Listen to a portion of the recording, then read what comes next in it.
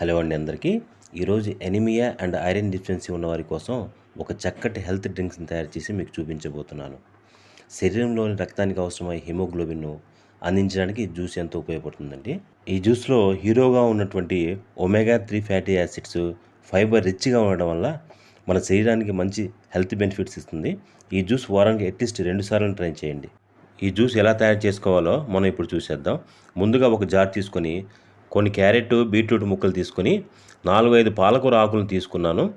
ఒక పావు కప్పు దానిమ్మ గింజలను తీసుకొని నేను ఇక్కడ అవిసె గింజల పొడిని తీసుకున్నానండి. వీటన్నిటిని మెత్తగా జ్యూస్ చేసుకొని స్ట్రైన్ చేసుకోవాలి. ఈ విధంగా చక్కగా కనిపిస్తుందండి. ఇప్పుడు మనం ఒక గ్లాస్ తీసుకొని ముందుగా సోక్ చేసుకున్నటువంటి చియా సీడ్స్ని ఒక టేబుల్ స్పూన్ వేసి అందులో జ్యూస్ వేసుకొని రుచికి సరిపడేట్టుగా మనం నిమ్మరసాన్ని ఒక టేబుల్ స్పూన్ వేసి స్వీట్నెస్ కోసం నేను హనీని యాడ్ చేశానండి. మీకు అవసరం లేదనుకుంటే మీరు స్కిప్ చేసుకోవచ్చు. ఇది ఒకసారి మీరు ట్రై చేసి చూడండి. చాలా బాగుంటుందండి, చాలా హెల్తీగా.